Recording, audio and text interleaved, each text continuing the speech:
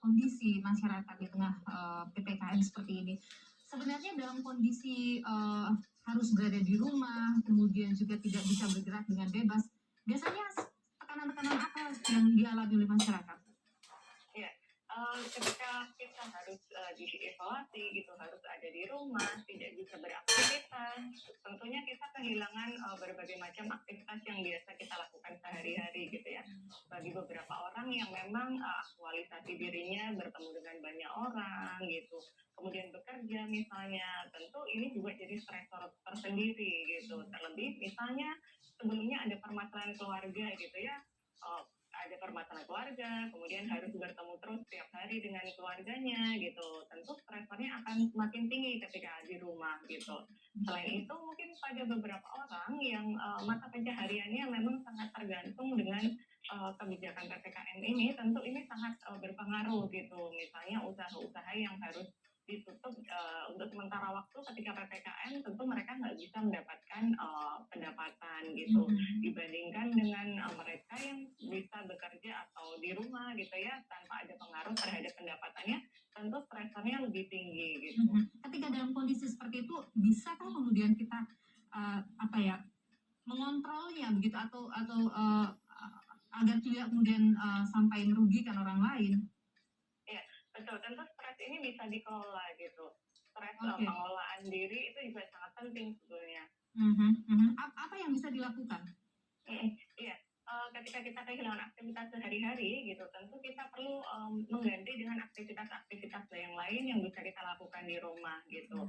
Kemudian perlu ada kesadaran gitu, apa yang kita rasakan dan apakah ada perubahan perilaku tertentu gitu.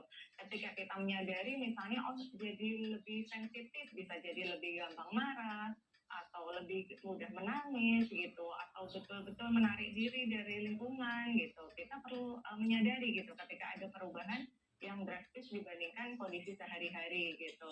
Nah setelah itu ketika kita menemukan hal-hal ini gitu, kita perlu bertemu juga dengan profesional gitu. Kalau misalnya sudah berlangsung lebih dari 2 minggu dan mungkin ada tindakan-tindakan yang membahayakan baik untuk diri sendiri ataupun orang lain. Nah ini artinya sudah saatnya kita bertemu dengan profesional gitu ya. Jadi kita sendiri yang harus mengenali ya. Ini kayaknya saya sudah tidak sanggup lagi, mungkin saya harus membutuhkan bantuan dari profesional begitu ya. Iya betul, bisa juga dari lingkungan misalnya ada yang merasakan kok ada sangat berubah gitu misalnya dibandingkan biasanya gitu. Kecuali Baik, saya ingin ke Ibu Madina lagi terkait dengan proses hukum yang dilakukan terhadap Dinar Kendi. Menurut Anda ini dihentikan begitu, harus dihentikan, tidak bisa dilanjutkan lagi proses hukumnya. Tapi kita juga tidak ingin ada kejadian-kejadian serupa yang kemudian ditiru oleh banyak orang misalnya. Bagaimana harusnya diambil posisi di sini? Ya, baik, terkait tadi proses hukumnya memang gitu ya, dari awal ICJN berpendapat bahwa ini tidak perlu dilanjutkan. Pertama dalam konteks penggunaan pasalnya, lalu kemudian juga proses hukumnya yang sempat bermasalah kemarin, lalu kemudian yang ketiga adalah berkaitan dengan fokus hukum pidana. Kita sama-sama tahu gitu bahwa hukum pidana harus diletakkan sebagai upaya terakhir gitu, bahwa dia memang instrumen paling akhir karena dia berkaitan dengan ada tindakan represif, nantinya ada hukuman, bahkan hukumannya pidana penjara. Ya itu harus dilihat dalam konteks hal ini digunakan sebagai upaya terakhir. Kalau kita juga sama-sama tahu ini dalam kondisi pandemi, instrumen hukum pidana harusnya bisa dilihat paling akhir gitu, karena posisi penjara sudah penuh, lalu kemudian instrumen peradilan pun juga bermasalah karena prosesnya tidak mudah ketika dilaksanakan dalam kondisi pandemi ini.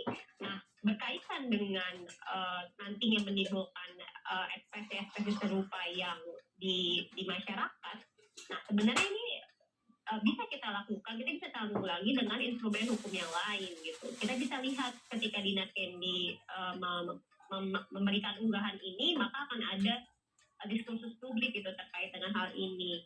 Nanti masyarakat bisa menilai dan masyarakat bisa menghadirkan diskursus terkait dengan hal itu, apakah itu patut dilakukan dan bagaimana kedepannya gitu melihat ekspresi tersebut bagaimana. Nah, di sini sebenarnya saya lebih lebih cenderung untuk meningkatkan literasi publik gitu, Oke. bahwa di dalam bentuk ekspresi gitu, ragam ekspresi bakal banyak gitu, dan ekspresi dengan seperti ini dilakukan oleh perempuan itu tidak pertama kali gitu. Banyak sekali misalnya di demonstrasi ibu-ibu wadas gitu, bahwa memang akhirnya ada bentuk-bentuk ekspresi yang beragam dan di masyarakat, dan harusnya masyarakat publik, netizen gitu bisa dididik secara kontekstual, bisa melihat bentuk ekspresi tersebut berbasis konteksnya, apa pesannya, apa substansinya yang mau dibawa. Sebelumnya juga pernah ada public figure yang campaign body positivity, tapi justru dituduh dengan pornografi juga, undang-undang ITE. Kan kita jadi nggak melihat dari konteks. Justru kita dengan adanya kasus ini bisa melihat, bisa mengajari dan mensosialisasikan kepada publik gitu, bahwa ragam ekspresi bisa banyak, dan itu boleh untuk negara demokratis, tapi kita harus melihat secara substansinya seperti apa. Dan narasi soal hukum pidana itu yang tidak boleh ada di negara ini gitu, di negara demokratis gitu. Karena itu akhirnya menimbulkan iklim ketakutan. Kita jadi nggak bisa bahas ini benar atau tidak, ini bisa kita tiru atau gimana, ragam ekspresinya seperti apa. Nah itu yang kita bisa pelajari gitu dari kasus ini gitu. Oke, banyak sekali pelajaran. Bentar tambahannya Mbak, ada juga terkait dengan aspek gendernya. Apakah hal kayak gini ketika dilakukan laki-laki akan diproses hukum? Kita bisa lihat gitu, kasus sebelumnya juga ada dari public figure yang ekspresi seperti ini, dan akhirnya jangan sampai ini kemudian jadi bias gender ya. Saya ingin ke Ibu Andi. Bu Andi, apa yang harus dilakukan ini ke depannya ketika kemudian kita tidak menemukan pelanggaran hukum di dalamnya, tapi disebut ada norma-norma yang kita junjung yang kemudian dilanggar? Tapi seperti yang disampaikan oleh Maidina tadi, kita melihat bahwa di dalam masyarakat sendiri kan menimbulkan kontroversi ya. Kita tahu bahwa imbangan dari masyarakat bisa juga beragam. Dan masyarakat juga memiliki kebijaksanaannya. Banyak saya simak dari liputan-liputan yang ada dan komentar-komentar yang ada, orang bisa memahami bahwa ketika orang stres, ekspresinya bisa jadi beragam sekali. Gitu. Jadi ini bukan ruang yang biasa, ini sesuatu yang sebetulnya dia mengajak masyarakat untuk kemudian mendiskusikan bagaimana sebetulnya model-model yang ada.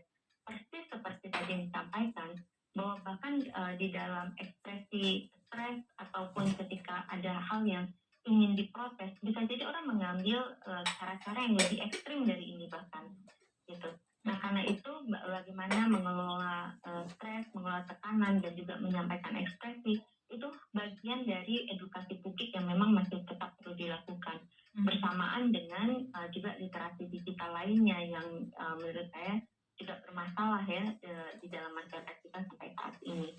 Nah hal lain yang patut dipahami adalah juga di dalam proses kita menata penegakan hukum, ketertiban di dalam masyarakat gitu, kita tidak boleh menggunakan upaya pemidanaan dengan semena-mena gitu, yang justru mengakibatkan banyak kerugian di dalam masyarakat dibandingkan kemanfaatannya. Nah inilah upaya pencegahan yang sebetulnya sangat penting menjadi cuan kita.